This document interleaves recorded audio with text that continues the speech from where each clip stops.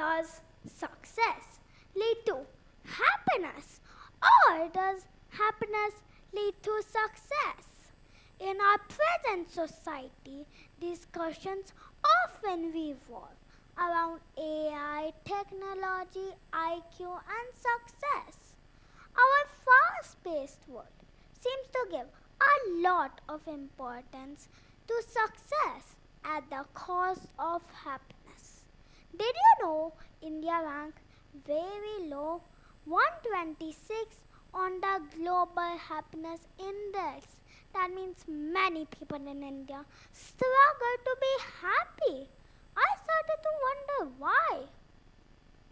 We talk so much about being smart and successful, but what about happiness?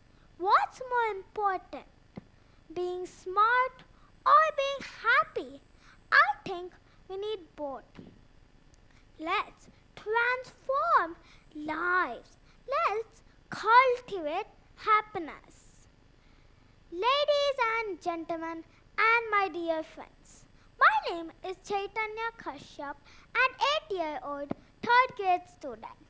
Today, I am going to tell an experience that has transformed me and my family. So here it begins. Last year, when my family moved back to India, I had a chance to spend a few days at home with my elder brother. While our parents were on a business trip, my mom hired a nanny to take care of us. But the person we had felt a bit robotic rather than nurturing, more like a strict coach, asking me to arrange my things every now and then. That made me feel tired and annoyed. My brother adapted quickly out of fear, while I found myself a bit shy, often hiding behind him during our conversation. Unfortunately, our interaction felt mechanical and missing the happy life I was looking for. Our experience changed with the other nanny. She was completely different. She was joyful, cheerful, and happy. One day, I made a poor choice and tucked a milk powder packet into my pockets, consuming it without asking. My friends found out that I ate it, took me home to complain, and asked if I had a permission or not. After a pause, the nurse surprised everybody by saying yes, he had my permission. Then she invited my friends to my house, and they saw how well organized my playing kits toys were. They asked who did all of these, confused. She praised me in front of them and told how well organized I was. I was nowhere close to what she said about me that day, but I learned the importance of kindness and connection. She was not from the top universities, but she was one of the happiest person I've ever met. We visited her home with our parents and felt a warm and welcoming environment. She made me feel smarter than I was. It's not what we say, but how we say it. I learned lessons with her without any classrooms. If we look at various studies, then we can find out that happiness leads to success. There's no guarantee that success will lead to happiness. Happy surroundings shape who we become. Was she happy because she was successful, or other way around? We must reimagine how we are developing my generation. We must transform lives. We must cultivate happiness.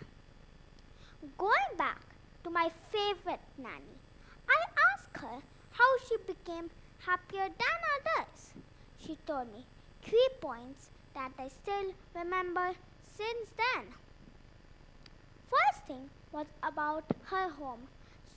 She said her mother was the heart and soul of their house, doing everything for the home, while the rest of them only focused in their jobs. But when she started to own her own family, she changed her ways. She invited everybody in the household chores, no matter if it was a boy or a girl. They had to help in the household chores, from cooking, cleaning, and even praying together. Second, that had hit the home for me. That reminded me of she had that if we can say home as our first school, it teaches everything when we are just small. Going to my second point, I asked her, was this only because of your happy home? She said no. It was because of my school. They did not only focus on grades, they also focused on feelings. She showed me a picture, babies playing with snakes, without any fear. She said, fear is not something we are born with. Fear is something that we learn. Going to my third point, I almost forgot.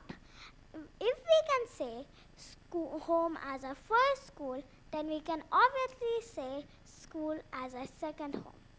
Going to my third point, I asked her, is this only because of 2? She said, no, this is because of 3.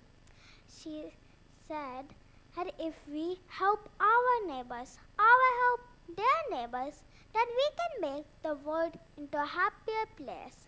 That reminded me of I felt so happy when I was the only one who knew the 9 times table. I taught it to others and they felt so proud. I felt like we all succeeded together. I truly dream of an India where people are not just smart and successful, but also happy. If we treat home as a first school, school as a second home, and community as family, we can make the world into a happier place. Happiness is a $0 investment, but food's worth $1 trillion. If not us, then who? If not now, then when? I'm leaving the stage with a big smile and a big hope that my community will change the next tide. Happiness tide lift all our ideas and spread it all over. Now, before going, I would ask one last question. Who all will be happy? Okay. Who all will be successful? Okay. But who all will be happy and successful? Great, all of you. I hope it's me, Chaitanya Kashyap, the next time. Thank you.